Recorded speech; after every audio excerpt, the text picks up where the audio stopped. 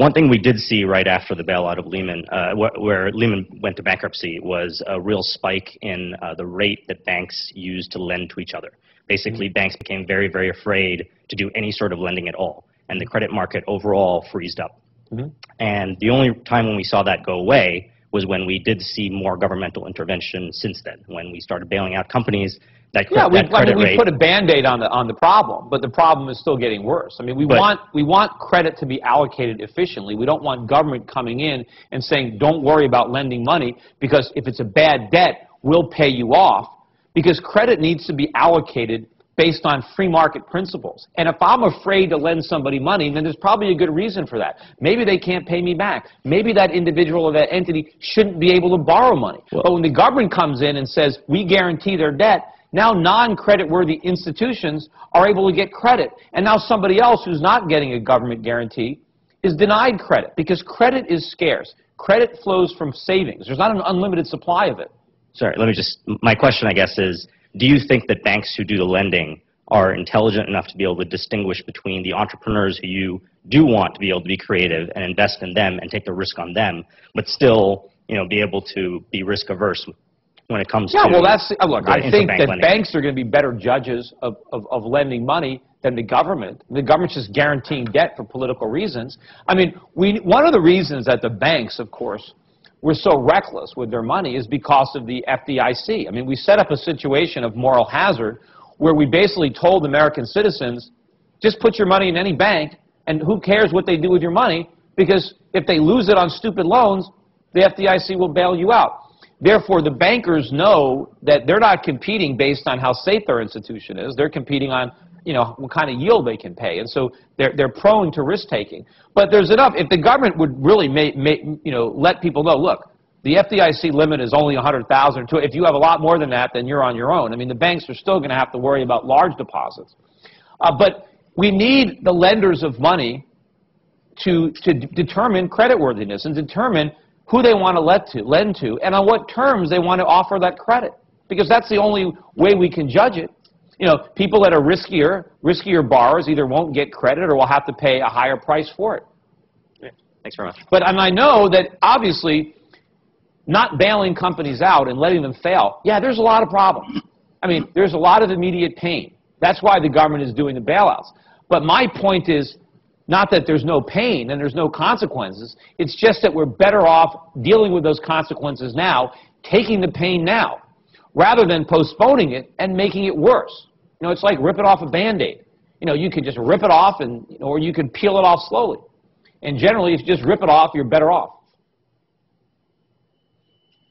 Hi.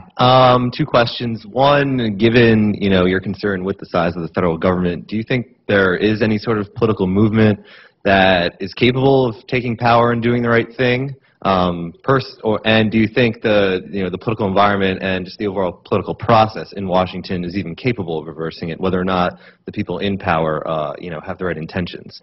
And two, quickly, the government's plan to buy up the toxic assets by lending money to private investors, there seems to be a lot of backlash against it. Win, you win, lose, the taxpayers lose. And without knowing too much about what sort of investments you do, do you have any interest in that, or is that? No, I wouldn't be interested in buying any of those toxic assets. I'm sure that even with free money. Well, no, it's not free. You still have to put something up, and I think that money is going to be lost. I think Wall Street's going to make out on this deal because they're going to get management fees. They're going to manage these pools of money. Some of it is government money, and some of it might be their clients' money. But Wall Street doesn't generally do a pretty good job with their clients' money. But I don't know if they're going to put their own funds there. I mean, I think they're smart enough to realize that they're likely to overpay for these assets, assuming that they're able to pay them. And of course, now they just made the assets more expensive because now the government is saying you don't have to mark your toxic assets to market anymore. You can just pretend that they're worth more than they are. So I mean, and this whole thing about saying that they're trying to claim that if a mortgage is current, then we should value it based on its cash flow, and not take a realistic view of how likely that cash flow is in the future. I mean, if there's a mortgage now that's current, and the mortgage is $500,000, and the condo is worth $300,000, why should I assume that that mortgage is going to be paid off? There's a good chance that the person making the mortgage is going to wake up one day and say, why am I wasting all this money? Either they're going to lose their job, or their teaser rate's going to reset, or they're just going to come to the reality and say, wait a minute, why am I sending this, $3,000 a month mortgage payment in when I can rent the house next door for $1,500 a month? What's the point? I mean, so right now people are realistically assessing. I mean, obviously to say that these mortgages are illiquid, they're not illiquid. It's not liquidity they lack, it's value. I mean, to say there's no buyers, sure there's buyers at a certain price. I mean, it's a bond. A mortgage is like a bond. And people could say, look, here's a mortgage, here's the cash flow, I mean, here's a pool of them, what do you want to pay? I mean, there are people with savings. It's not that there's nobody that wants to buy them. The reason that people don't want to pay high prices is because they're not stupid. They know that they're not worth that. So this whole thing is an illusion. But as far as, your initial question on the politics, I don't think there's any political will right now. As long as the Chinese and the Japanese will keep lending us money and supporting the growth of our government, then there's no reason for us to have to deal with any difficult choices. What we need is for the rest of the world to cut us off. So now we have to deal with the consequences. And now maybe there will be some political will. When the choices are between hyperinflation or cutting government, then maybe we'll do the right thing. Maybe when our back is to the wall. I mean, there certainly are enough people that know the truth. The problem is there's a lot of people that get a check for the government. But I guess when they realize that those checks aren't going to buy anything, it's like, sure, I can keep giving you your Social Security checks, but it's not. What good is it if there's no value there? And I know at least we got the internet now. At least we have a way to get alternate ideas out to people. We don't have to rely on filtering them through the major media outlets, that we can go direct to the people. People can find out alternative information and pass it along. I know there are a lot of young people that follow me. I mean, obviously they're not investors, so they're not following me because of they want to be clients. They're obviously listening to what I'm saying from a political point of view, from an economic point of view. I get emails every day from high school kids, not only in America but all around the world, who are following me. College kids, young adults. So I know there are people out there that are getting this information. Look at all the support Ron Paul had from young people. So I mean, there's hope. Okay, thank you.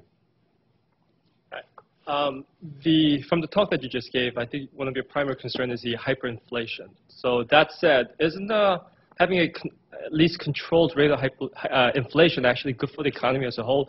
I mean, our stock market is reset, so they're at a more fair value now. So the same goes for the real estate market. What didn't really happen is, in general, the market's operating costs, meaning the entire, I guess, a collection of the companies, which also includes the salaries as well. So having inflation reset the value of those operating costs, wouldn't that make the economy in general more competitive? Well, I mean, we want to move away from governments trying to determine an inflation rate and make sure that we have it or manage. Mm-hmm. The best thing to do is have real money, to have money with intrinsic value, to have gold as money, and just allow prices to adjust and and let the market set interest rates, not the government. And when you have sound money, when you have a real money as opposed to a government-created money, the natural tendency of prices, we know from history, is to fall.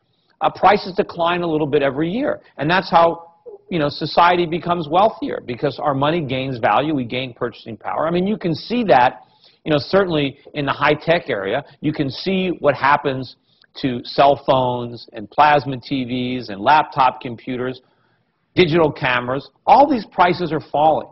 That's what happens in a free market. It would happen with other things. It would happen with education. It would happen with health care. It would happen with food. It would happen with energy. It would happen with all these products if the government stopped creating inflation. It's just that there's so much efficiencies and productivities in the technology area that prices are falling despite all that inflation.